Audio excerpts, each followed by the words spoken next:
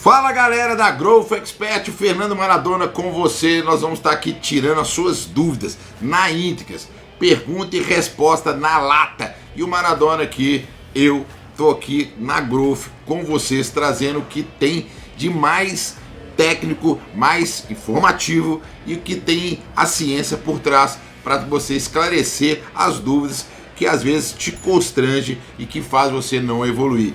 Beleza? Bom, nós vamos dar início agora a algumas perguntas. E tô com uma pergunta aqui do Rodrigo, aqui de São Paulo. Ele pergunta qual é a diferença entre drop set e rest pause.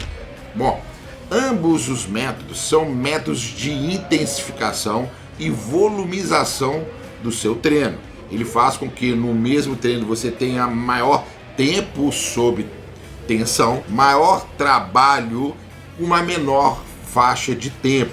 Então, ou seja, o trabalho é compacto, beleza? Então, tempo sob tensão, volume num espaço de tempo reduzido. Ambos os métodos têm essa característica. Mas o que difere drop set e rest pause? Bom, drop set, você vai fazer uma série até a falha ou com uma repetição de reserva. Beleza? Começou a falhar, começou a lentificar o movimento, já começou a ficar difícil. Bom, você para, sem intervalo, você diminui a carga em torno de 10 a 15% e continua fazendo no mesmo exercício. Você pode fazer uma retirada, duas retiradas de peso, sem intervalo entre um bloco e outro, e isso se caracteriza o drop set. E o rest pause? Bom, o rest pause são técnicas onde o aluno ele faz o máximo de repetição, como o início do bloco do treinamento de drop set, só que quando ele começa a chegar próximo da falha ou falha, ele para, dá descanso de 5 segundos, 10 segundos ou 15 segundos, dependendo da realidade e da maturidade do nível do aluno. Ele não diminui o peso, isso que é o fato de diferença do drop set para o rest pause, e faz o máximo de repetição. Claro que no primeiro bloco ele faz 10 repetições, 8 repetições, no segundo, por um intervalo ser menor e a carga não for retirada, ele não consegue fazer as mesmas quantidades de repetições, vai cair. E ele vai fazendo isso até chegar a 1 ou 2 repetições e é onde ele para o exercício, beleza? Isso é a diferença entre rest pause e drop set. Outro que é o Marcelo da Bahia, perguntando aqui, treinamento em jejum emagrece mais ou menos do que fazer o aeróbico sem fazer ele antes do café da manhã? Bom, galera, nós temos que entender o seguinte, o aeróbico em jejum não faz você queimar mais gordura.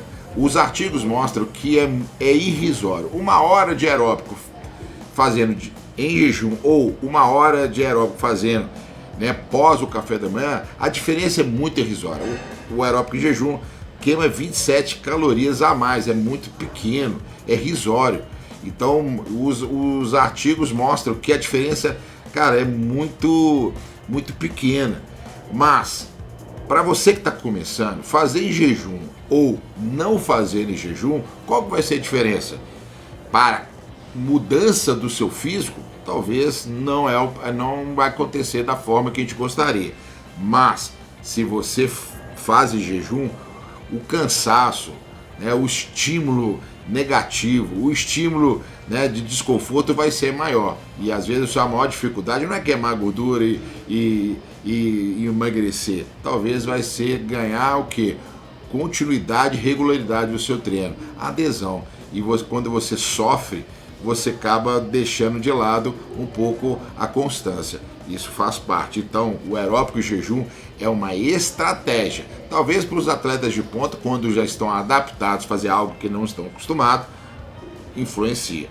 Talvez para os parâmetros, quando você tem uma resistência à insulina, quando você tem uma síndrome metabólica, alguns casos clínicos, talvez seja interessante fazer em jejum.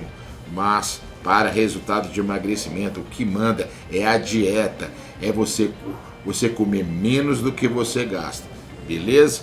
Tamo junto. Próximo, o Henrique de Goiânia perguntou se o alongamento é importante para prevenção de lesões. Bom, hoje a ciência mostra que o alongamento não previne lesões, beleza? O aquecimento, sim, mas o alongamento ele não previne. Mas eu posso fazer o alongamento antes do treino? Qual seria o objetivo? Será que todos os tipos de alongamento poderiam me beneficiar ou não? Para lesões, não. Mas para o desempenho, se eu faço o alongamento na musculatura oposta que eu vou treinar, se eu vou treinar costas, eu faço o alongamento para a musculatura do peitoral, que às vezes pode estar rígido ou encurtado, ele pode melhorar o meu desempenho do meu treino, fazendo eu botar mais peso ou fazendo mais repetições nas remadas e nas puxadas, beleza? Mas se eu faço o alongamento para a musculatura principal, se eu vou treinar peitoral e eu alongo o peitoral, o meu rendimento no meu treino a nível de força pode ser abalado. Então talvez não seja tão interessante, beleza?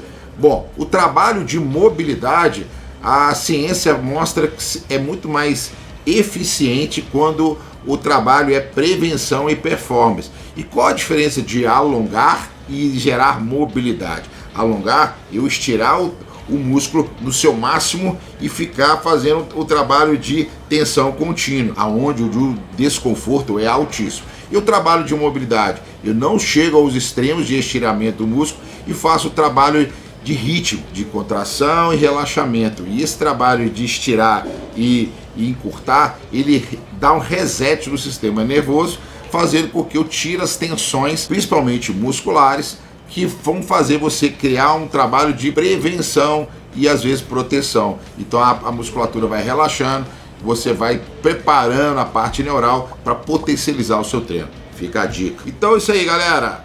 Growth Expert com vocês. Se vocês gostaram, dá seu like, se inscreva e compartilhe. Deixe seu comentário aqui embaixo.